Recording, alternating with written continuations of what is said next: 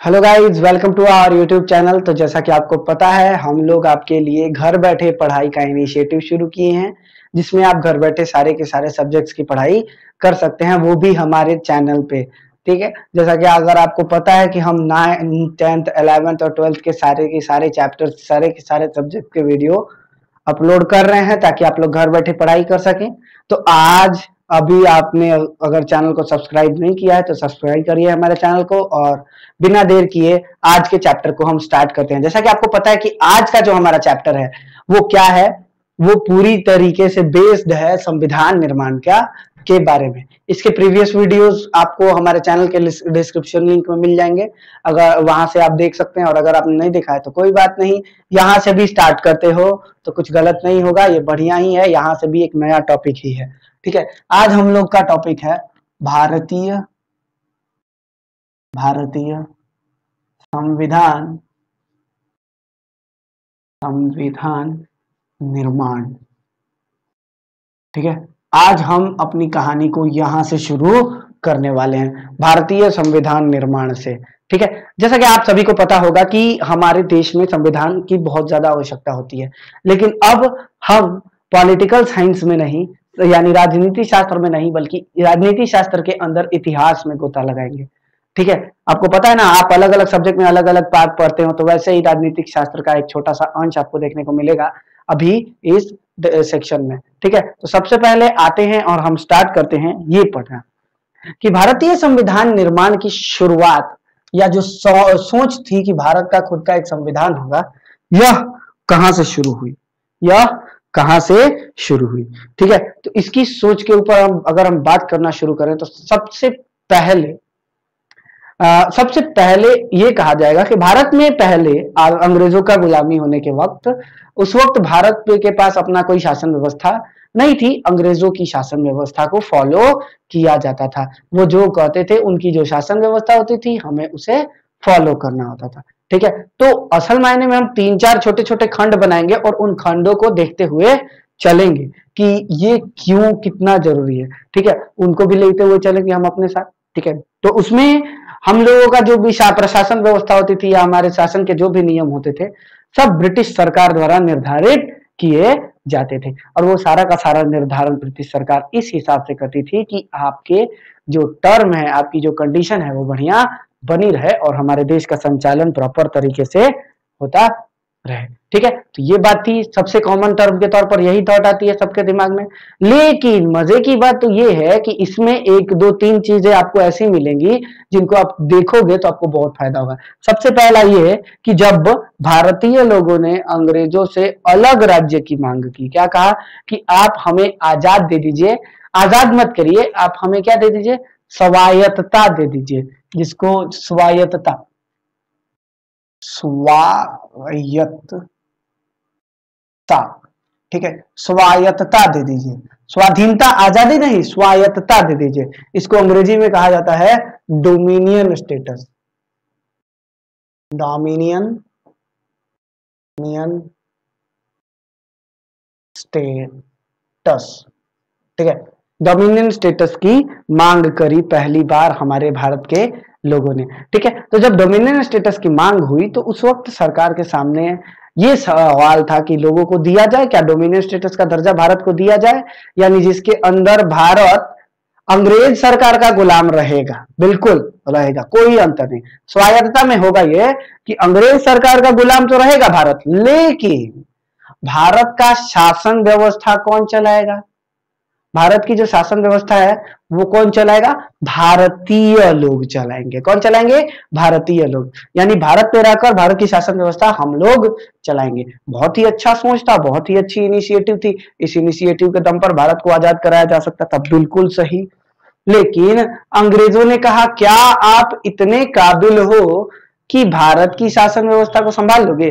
Dominant status के बारे में आप लोगों को थोड़ा बताता हूं।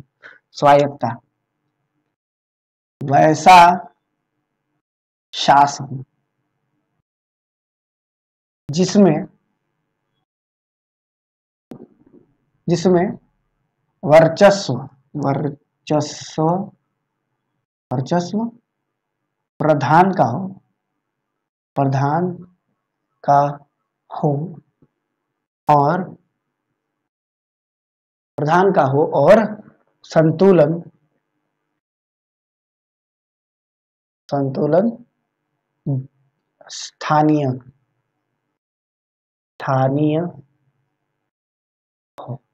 लो भाई, हाँ ये बहुत ही बढ़िया आ गया कि जिसके अंदर वर्चस्व जो है या जो टाइटल है हमारा, जो सेक्शन है जिसके अंदर हम देखते हैं कि प्राइमरी सोर्स क्या है, तो वो हमारा किसका है, वो प्रधान का है कि हाँ यही प्राइम है, यही सब कुछ करेगा, यही निर्देशित करेगा, जो भी चीजें होंगी उनको इंडिकेट कौन करेगा, यही करेगा, प्रधान करेगा। तो प्रधान कौन था इस वक्त, ब्रिटेन था, तो ब्रिटेन का वर्चस्व था, लेकिन संतुलन किसका था, कंट्रोल कौन करेगा, तो स्थानीय हो। लेकिन यह दिया नहीं गया, डोमिनेंट स्टेटस की मांग होते रह गई, लेकिन भारत को डोमिनेंट स्टेटस नहीं दिया गया।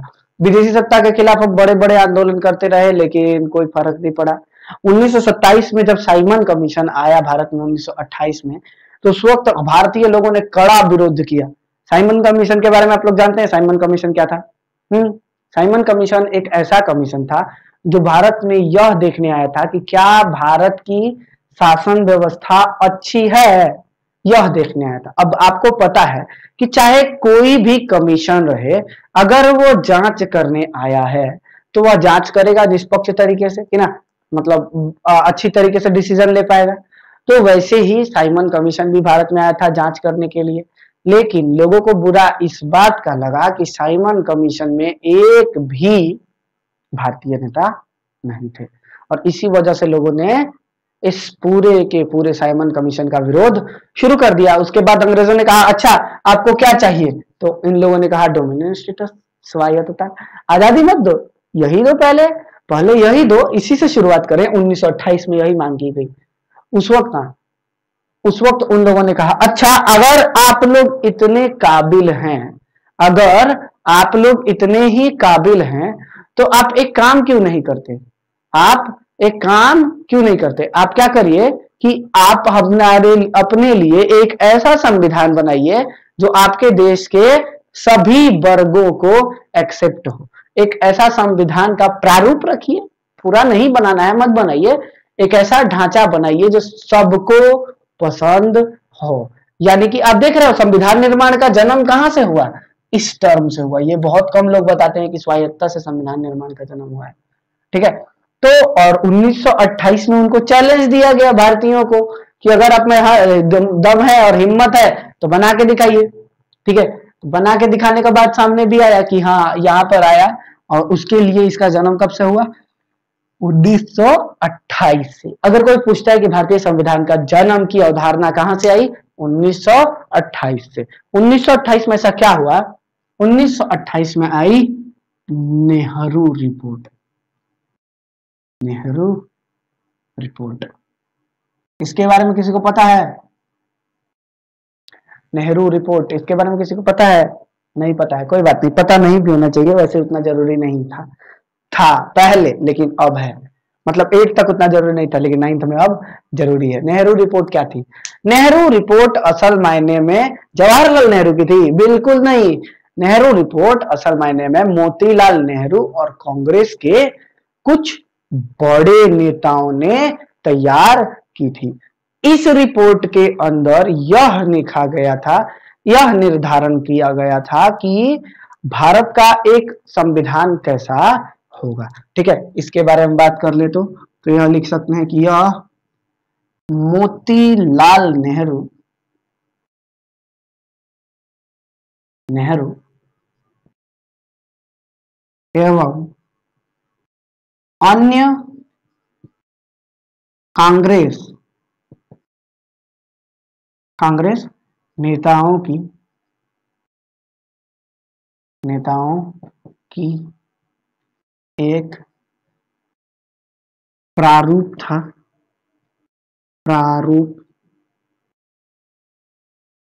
था जिसमें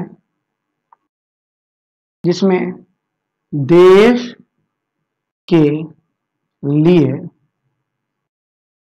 भावी प्रशासन व्यवस्था भावी प्रशासन व्यवस्था का वर्णन था। वर्णन था।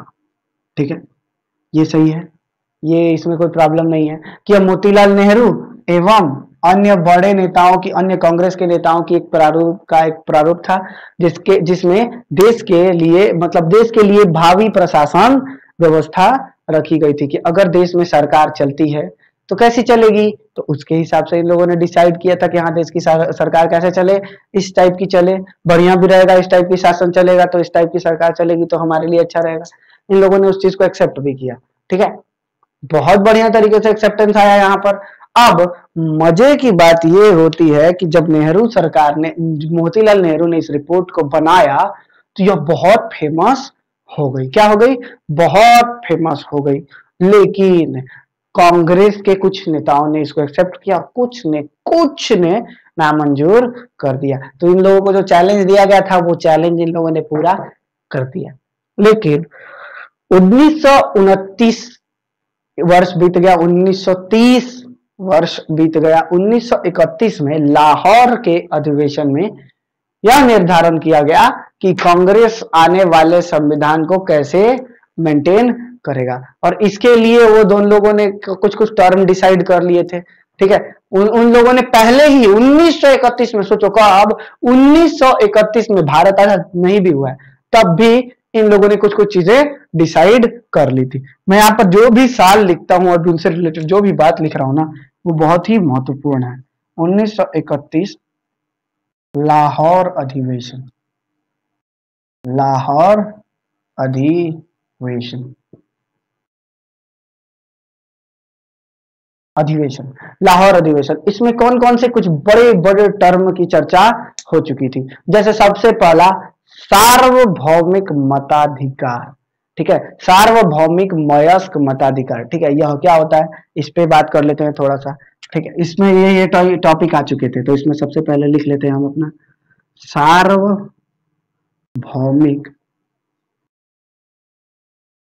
मताधिकार।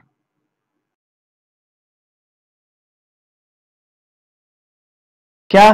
सार्वभौमिक मताधिकार। असल मायने में इसमें मताधिकार नहीं होता, सार्वभौमिक वयस्क मताधिकार होता है।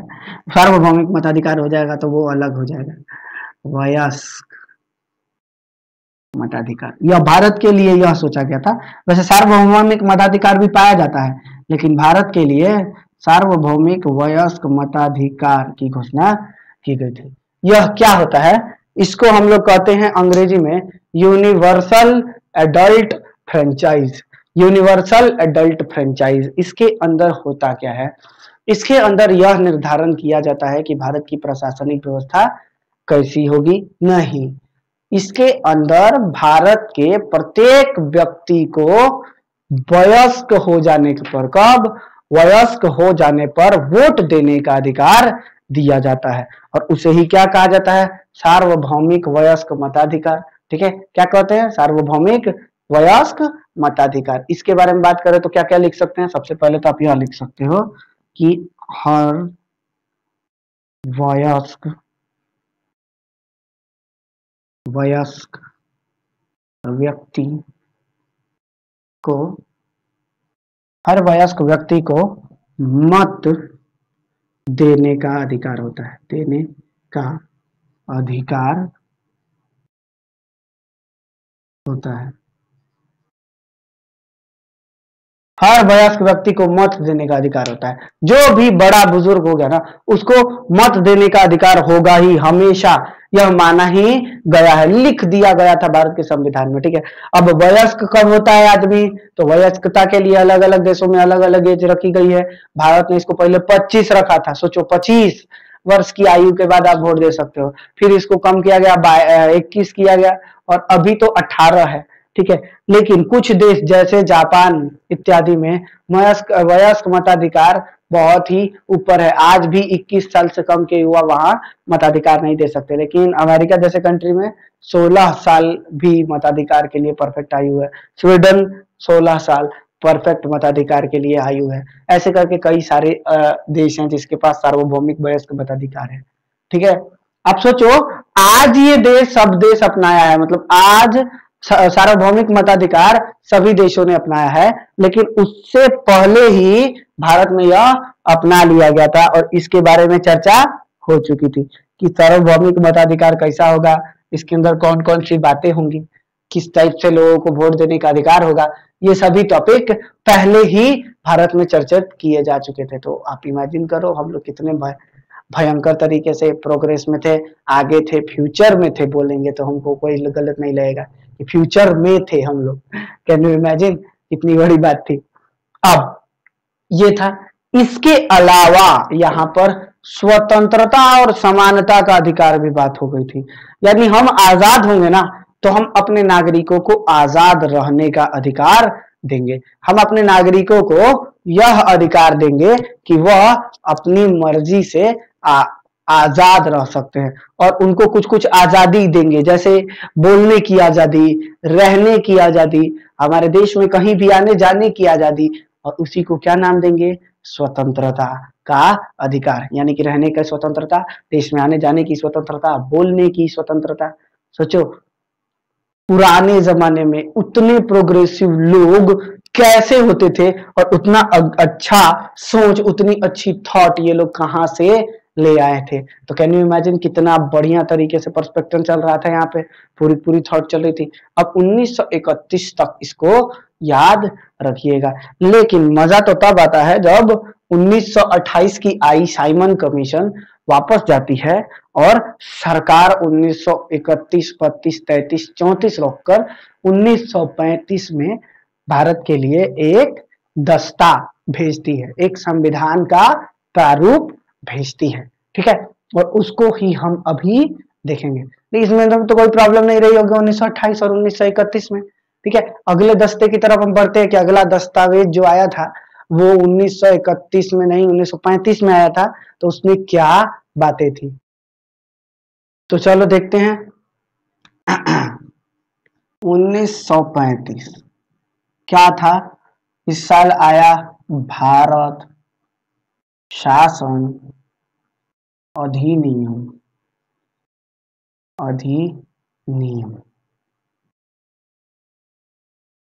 ठीक है। तो हुआ ये कि साइमन कमीशन जब वहां पहुंचा इंग्लैंड और उसने जब अपनी रिपोर्ट सबमिट की ना कि भारत के शासन व्यवस्था बहुत गड़बड़ है, वहां पर भारतीयों को बहुत तकलीफ हो रहा है, उनको शासन करने में मतलब उन पे कंट्रोल करना मुश्किल है, तो और वो स्वायत्ता फलाना ढिमकाना जैसी चीजों पे बात कर रहे हैं, तो उसके बाद इंग्लैंड के स्थानीय लोगों को ऐसा लगा कि भारतीयों को कुछ लालच देना चाहिए। अब लालच आप दे ही क्या सकते हो, हाँ, एक देश जो गुलाम है उसको आप क्या ही लालच दे सकते हो, बताओ क्या लालच दे सकते हो। तो उसी तरह भारत शासन अधिनियम 1935 में भारतीयों को लालच के तौर पर यह बात कही गई कि हम आपको बहुत सारे अधिकार देंगे। क्या देंगे, बहुत सारे अलग अलग अधिकार, और उन्हीं अधिकारों के लालच में हम लोग आ गए और वही हुआ 1935 का भारत शासन अधिनियम। पहली बार भारत के लिए या भारत में हमारे लिए, हमारे जैसे स्थानीय लोगों के लिए पहली बार कुछ ऐसे कार्य किए गए, कुछ ऐसी चीजों को जन्म दिया गया जो क्या थी, जो बहुत ही बढ़िया थी, जो हमारी रक्षा करती थी, हमारी स्वतंत्रता और बहुत सारी ऐसी ऐसी चीजें थी। बुनियादी टर्म पर अगर हम बात करें तो भारत शासन अधिनियम का स्थापना हुआ। भारत शासन अधिनियम ही भारत में राष्ट्रपति या प्रधानमंत्री जैसी पोस्टों को पोस्ट के बराबर पोस्टों को लाया था। भारत में राष्ट्रपति और प्रधानमंत्री की पोस्ट तो संविधान बनने के बाद आई, लेकिन उससे पहले वही पोस्ट थी लेकिन दूसरा नाम था। आप समझो यार, भारत में प्रशासनिक इकाई कितनी ज्यादा चेंज हो गई, पूरा का पूरा सिस्टम ही बदल गया भारत शासन अधिनियम 1935 से। कहा यह जाता है कि यह सबसे अच्छा अधिनियम था, ठीक है। क्यों सबसे अच्छा अधिनियम था, क्योंकि इसमें भारत सरकार का काफी कानून इतना बढ़िया था कि पूछो मत। मतलब इन लोगों ने ना बरसों सब पहले से ही अपने संविधान की चर्चा कर रहे आ रहे थे। इन लोगों को बरसों पहले से ही ये था कि हमें अपने देश के लिए बढ़िया संविधान चाहिए, तो चर्चा तो बहुत ज्यादा की हुई थी इन लोगों ने। इनके पास बातचीत करने का प्रॉपर समय भी बहुत ज्यादा था। इन लोगों ने इस टर्म पर इतनी ज्यादा चर्चा, इतना ज्यादा विस्तार कर लिया था कि बहुत ही गहरे टॉपिक तक ये जा चुके थे। लेकिन बात सिर्फ गहरे टॉपिक तक जाने तक ही नहीं होती है ना, बात यहां तक आती है कि भारत सरकार अधिनियम 1935 के पास ऐसा क्या था जिसके वजह से हमारे देश का संविधान बहुत ज्यादा प्रभावित हुआ। कहा यह जाता है कि 1935 का भारत शासन अधिनियम वैसा अधिनियम है जिसके अंदर भारतीयों के लिए पहली बार यह सोच लिया गया था कि अब हम भारत छोड़कर नहीं जाएंगे। अंग्रेजों ने सोच लिया था कि अब हम भारत छोड़कर नहीं जाएंगे, चाहे कुछ भी हो, अब यहीं पर टिके रहना है, क्योंकि उन लोगों ने दो बड़ी बड़ी क्रांति फेल करवा दी थी ना 1935 तक। 1919 से शुरू हुई थी जो हमारा क्या नॉन कोऑपरेशन मूवमेंट जिसको असहयोग कहा जाता था, वो भी कैंसिल हो चुका था। 1935 के टाइम पर दूसरा आंदोलन जो चल रहा था हमारा कौन सा सविनय अवज्ञा, वो भी कैंसिल हो चुका था। तो 1935 में भारत के लोगों ने सोचा कि अब हम क्या करें, तो वो लोग परेशान थे और इंग्लैंड ने इसी बात का फायदा उठाया और सोचा कि अब जब सब परेशान हैं ही तो क्यों ना मैं इस मौके का फायदा उठाऊं और भारतीयों को अपने साइड कर लूं। क्या कर लूं? भारतीयों को अपने साइड कर लूं। और भारत सरकार अधिनियम 1935 वैसा ही था जिसके अंदर हमारे लिए काफी बड़े टर्म लाए गए थे। यह इसकी विशेषता क्या थी? यह पहला आम कानून माना जाता है। आम कानून माना गया। कैन यू इमेजिन कि पहला आम कानून बनना कितनी बड़ी बात होती है, यानी जनता उसको एक्सेप्ट कर रही है। सोचो, कानून अंग्रेजों का है, भारत पे रूल करने के लिए उन लोगों ने बनाया है, लेकिन फिर भी जनता क्या कर रही है? एक्सेप्ट कर रही है। क्यों? क्योंकि इनकी पैटर्न, इनका तकनीक बहुत अच्छा था। आज ये कहा जाता है कि भारत सरकार अधिनियम, भारत शासन अधिनियम के बारे में ये कहा जाता है कि भारत शासन अधिनियम इतना मोटा किताब था ना, फॉर इमेजिन करो कितना मोटा किताब अगर भारत शासन अधिनियम का था, तो जब वो भारत में आया और जब भारत का अपना संविधान बनना लगा ना, तो इन लोगों ने सिर्फ इतनी किताब को इसमें से छांट दिया और इतना पूरा का पूरा सेक्शन उठा के और हमारे अपने संविधान में लगा दिया। सोचो कि थोड़ा सा चेंज करके इतना ज्यादा सेक्शन को डाल दिया गया हमारे अपने सरकार के पास। तो भारत सरकार अधिनियम बहुत ज्यादा हमारे लिए जरूरी था। ठीक है, उसके बाद हम लोग आंदोलन किए, उसके बाद द्वितीय विश्व युद्ध हुआ, फिर स्वतंत्रता की तीसरी लहर आई, लोकतंत्र का दूसरा लहर। याद होगा पहले ही चैप्टर में हमने पढ़ाया है कि लोकतंत्र का दूसरा लहर आया था ना। पहला लहर तो शुरुआत से ही था, जो हमेशा से चलते आ रहा था, जो कहां से, जो अमेरिकी की क्रांति, फ्रांस की क्रांति से चलते आ रहा था। लेकिन दूसरा लहर की बात करें तो कब शुरू हुआ था दूसरा लहर? याद है? बोलो बोलो जल्दी यार, मजा आ जाएगा अगर याद होगा तो। दूसरा लहर की शुरुआत हुई थी द्वितीय विश्व युद्ध के खत्म होने के बाद, 1945 के बाद। 1945 के बाद स्वतंत्रता की तीसरी लहर चली जिसमें भारत भी आजाद हो गया और 1945 के बाद हमें अपना संविधान बनाने की इजाजत, अनुमति दे दी गई और उसके बाद हम लोग अपना संविधान बना लिए, हैप्पी थे, बहुत खुश थे। उसी के बाद भारत में संविधान सभा का निर्माण हुआ और वहीं से हमारे संविधान निर्माण की प्रक्रिया शुरू हुई। आपको क्या लगता है इस सेक्शन में हमने ऐसा क्या पढ़ा है? इस सेक्शन में हमने ना पूरा का पूरा भारतीय संविधान का इतिहास उठाया कि हाँ यार, भारत के इतिहास में संविधान निर्माण की प्रक्रिया कहां से शुरू हुई थी। ठीक है, अब संविधान सभा जो सेक्शन है यह बहुत इंपॉर्टेंट सेक्शन है। क्यों? समझ रहे हो क्यों? क्योंकि संविधान सभा से फिर से हिस्ट्री में हम लोग घुसेंगे। इसके बाद वाला जो टॉपिक है संविधान सभा, वो फिर से हिस्ट्री का दौरा करवाता है। लेकिन संविधान सभा में ना कुछ ऐसे सवाल थे कि क्या भारत के लिए कौन कौन से नियम उपयुक्त हैं। भारत में संविधान बनाना है, लेकिन किस देश का देख के बनाना है? क्या भारत की ना किसी देश को संविधान बनाएगा? क्या भारत में अपने आप संविधान बन जाएगा? और इसी वजह से इसी चीज को डिसाइड करने के लिए संविधान सभा का निर्माण हुआ था। ठीक है, आज लोग कहते हैं कि किसी एक व्यक्ति ने संविधान बना दिया या कोई एक व्यक्ति संविधान बनाने के लिए कैपेबल था, तो बिल्कुल ऐसा नहीं कह सकते। क्यों नहीं कह सकते? क्योंकि संविधान की संरचना इसी आधार पर की गई है कि सर्वांगीण विकास हो और सबके पास पावर रहे। ठीक है, और अगर कोई एक व्यक्ति संविधान निर्माण करेगा तो लोकतंत्र कैसा रह पाएगा? याद रखना, इसी वजह से संविधान निर्माण के समय सभा ही बनाई गई थी। उसकी स्टोरी होगी जिसको हम देखेंगे नेक्स्ट वीडियो में। अगर आपको ये वीडियो पसंद आया है तो बिल्कुल लाइक करिएगा, और हाँ, जो भी प्रॉब्लम हो ना उसको कमेंट करके बताइए यार, आप लोग की प्रॉब्लम देखते हैं हम, कमेंट आपका देखते हैं, ठीक है। तो वहां पे हमको अगर प्रॉब्लम होगी तो उस पर हम वीडियो बना देंगे।